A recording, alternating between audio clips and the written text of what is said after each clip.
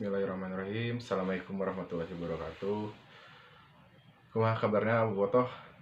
Ya pasti kecewa ya hari ini 7 Agustus 2022. Versi Bandung baru saja kalah 1-4 dari Borneo FC. Di postingan Instagram saya ya seperti itulah. Jadi pada saat Persib kalah atau selesai Persib main, mau kalah atau menang pasti ramai, tapi pada saat kalah benar-benar luar biasa. Sebenarnya kenapa sih Persib bisa kalah ya? Kalau saya nulis di IG, captionnya nggak cukup, jadi analisa saya pribadi nggak akan cukup di Instagram, makanya coba di melalui video ya.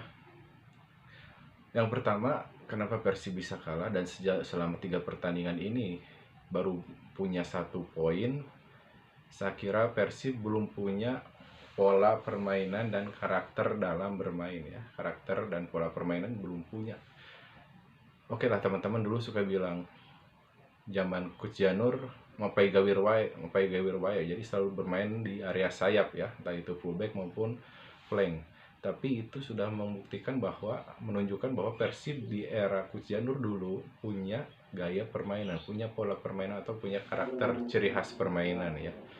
Kemudian di era Gomez dengan skuad yang dikatakan grade B lah oleh teman-teman Bobotoh, tapi Persib bisa berbicara banyak karena punya kuat dalam karakter.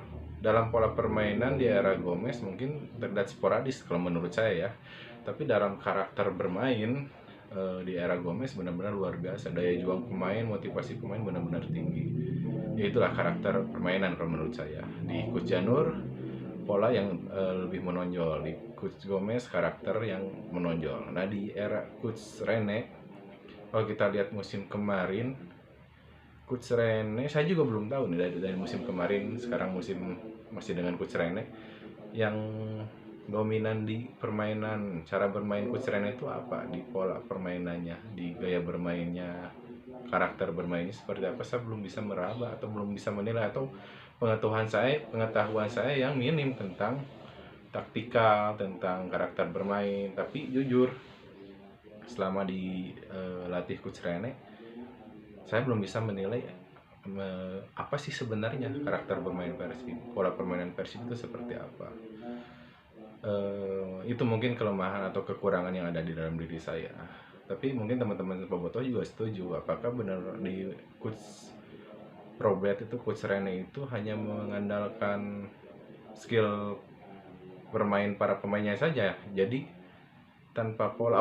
Pola lah, di dalam pola saya lihat Coach Rene selalu mendelay permainan, mainnya delay, menunggu di area pertahanan, nggak ada high pressure. Nah ini nih, baru keinget. Jadi pola permainan Coach Rene itu menunggu di pertahanan sendiri pada saat kita hilang bola ya, nggak ada high pressure. Jujur, yang saya berkesan tentang permainan high pressure di Indonesia itu Arema 2014 zaman Coach Suharno. Itu benar-benar melakukan high pressure di depan, di atas, di area pertahanan lawan, dari striker, tengah, belakang, itu jaraknya tidak terlalu jauh. Terus sama-sama melakukan high pressure ya. Nah, Coach Rene lebih sering menunggu, sehingga pada saat saat hilang bola ya para pemain lawan nggak ada pressure kepada mereka ya. Terbukti lah, saya sering bilang di tulisan saya di Instagram, di final Piala Menpora waktu itu kondisi Persib sudah kalah di leg pertama, tapi di leg kedua nggak ada pressure ke pemain Persija, makanya waktu itu final monoton, Persija main-main aja di belakang. Oke, itu yang pertama ya, tentang permainan Persib yang belum punya pola dan juga karakter kalau menurut saya ya, sejauh ini selama 3 pertandingan ini. Yang kedua, tidak ada sosok playmaker. Saya kira dicoretnya Muhammad Rashid bakal diganti dengan sosok playmaker baru yang lebih baik, lebih lah dari segalanya dari Muhammad Rashid. Tapi ternyata tidak ada pemain baru yang berposisi playmaker. Sejauh ini saya melihat playmaker Persib yang paling maksimal adalah Beckham Putra ya. Kalau lihat Ezra, sakapung lah, kadang halus, kadang enggak gitu ya. Terus Coach Rene juga sering memainkan press kadang-kadang di tengah gitu kan, atau memaksa Klok bermain lebih ke depan, artinya mencoba memainkan peran playmaker AMF ya, attacking midfielder. Tapi lihat di pertandingan lawan Borneo tadi, bola-bola yang coba dialirkan oleh Klok mental terus di pemain belakang, karena Klok bukan tipikal playmaker kalau menurut saya. Ya kalau kita dulu lagi punya Konate, ketika Konate mentok ada Firman Utina. Nah sekarang Kambuaya juga belum terlihat. Baru Beckham lah yang bisa mengalirkan bola ke depan kalau menurut saya. Jadi kita harap ada perbaikan lah dari segi permainan, dari segi suplai bola. David Da Silva pun kan bisa cetak gol karena banyak suplai, dan terbukti tidak ada gol dari bola-bola play dari tengah, dari playmaker ke depan ya, dari permainan terbuka, dari open play tidak ada gol. Gol yang tercipta tadi hanya dari lemparan ke dalam, bahkan banyak peluang dari lemparan ke dalam, bukan dari open play dari lini tengah atau dari sayap ke striker tuh ya. Jadi benar-benar butuh playmaker kalau menurut saya. Itu yang kedua. Yang ketiga, kedalaman skuad kurang ya. Kita Persib di pramusim bebeakan bobotoh habis-habisan lah, tapi apa hasilnya? Nggak ada juara kan. Terus apa yang dicari di pramusim? Mungkin ya tuntutan bobotoh yang selalu ingin juara, entah itu pramusim ataupun Piala Kang Dada sekalipun ya, Persib harus juara gitu kan dulu. Tapi manajemen, pelatih pun juga harusnya bisa melihat dengan wawasan yang lebih luas, harus bisa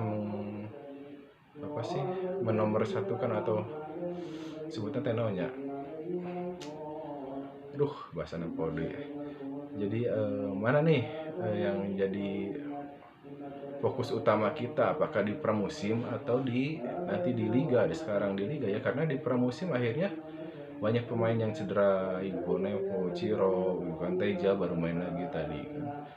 Terus kedalaman skuad pada saat para pemain utama absen ya, para pemain cadangan tidak sesuai yang kita harapkan ya, bisa mengisi posisi pemain-pemain inti yang absen. Jadi kedalaman skuad Persib musim ini ternyata kurang juga kalau menurut saya. Itu terus yang keempat, ini data ya, saya suka bilang data. Kalau mau mengkritik, ayo kita pakai data. Kalau mau mengkritik lah, bukan menghujat ya. Kalau mau kasih masukan ataupun berkomentar di Instagram, saya selalu memakai data. Dan ini juga data, fakta buruk bahwa Persib melakukan start buruk di awal musim ini. 3 pertandingan pertama hanya 1 poin dan kebobolan 9 gol. Ini data yang tidak bisa dipungkiri kalau Persib di awal musim ini benar-benar startnya buruk sekali ya. Dulu 2006 pas terpuruk 2 kali kalah di kandang oleh PSIS dan Persijap Jepara yang merupakan tim promosi, langsung demo besar-besaran, Kang Risnander, Coach Risnander mundur. Di 3 pertandingan ini dengan kekalahan kedua di pertandingan ketiga, apalagi dengan skor telak 4-1, apakah harus mundur Coach Rene? Bagaimana nih Bu Boto? Kalau menurut saya harus ada evaluasi benar ya, dari manajemen kepada Bobotoh, kepada pelatih, tim pelatih ya. Karena jika terus dibiarkan seperti ini ya, artinya harus ada perbaikan. Jangan sampai kesalahan-kesalahan seperti ini tidak ada evaluasi, tidak ditindak, atau tidak ada pressure untuk menjadi lebih baik lagi di pertandingan-pertandingan kedepannya. Jika kalau menurut saya di pertandingan home nanti lawan PSIS masih kalah ataupun masih permainannya seperti itu aja, ya nggak ada salahnya untuk memberikan peringatan atau bahkan memecat Coach Rene ya, tentu dengan segala konsekuensinya ya, karena pelatih baru pasti membutuhkan adaptasi baru. Tapi dengan skuad yang ada saat ini harusnya posisi Persib tidak seperti ini ya. Kang kareke 3 pertandingan ya oke lah, kita bicara ini baru 3 pertandingan, tapi sudah berapa lama Coach Rene menangani musim ini, Persib gitu kan, udah berapa musim, sampai musim ini tuh udah berapa lama Coach Rene bersama Persib, melatih Persib. Teman-teman bobotoh mungkin sering nyindir lah, masih percaya proses kan, kita harus percaya dengan yang namanya proses, tapi proses yang ada progresnya, proses yang benar-benar di dalam prosesnya itu ada peningkatan, ada evaluasi, ada feedback buat tim, bukan proses yang yang di luar itu ya, di luar harapan kita, karena semua itu perlu proses. Teman-teman juga sampai bisa berjalan, bisa berlari sampai usia 30, 40, 20, semua juga perlu proses ya. Jadi proses itu memang penting ya, tapi untuk saat ini proses di Persib bersama Coach Rene belum memperlihatkan progres yang signifikan selama beberapa musim ini. Jadi wajarlah kalau bobotoh rungsing, bobotoh amuk-amukan, asal jaga aja ya ucapan, jangan sampai ada yang menyakiti apalagi menyerang keluarga pemain ya gitu kan. Arah sesaat lah biasanya bobotoh ya. Oke, itu aja dari saya ya. Yang pertama, kenapa Persib di awal musim seperti ini. Menurut saya yang pertama Persib belum punya pola dan karakter permainan. Yang kedua, tidak adanya sosok playmaker di tim. Yang ketiga, kedalaman skuad juga masih kurang. Kemudian yang keempat, Persib monoton ya, start buruk di awal musim dan harus berbenah ini. Ya, terima kasih. Assalamualaikum warahmatullahi wabarakatuh.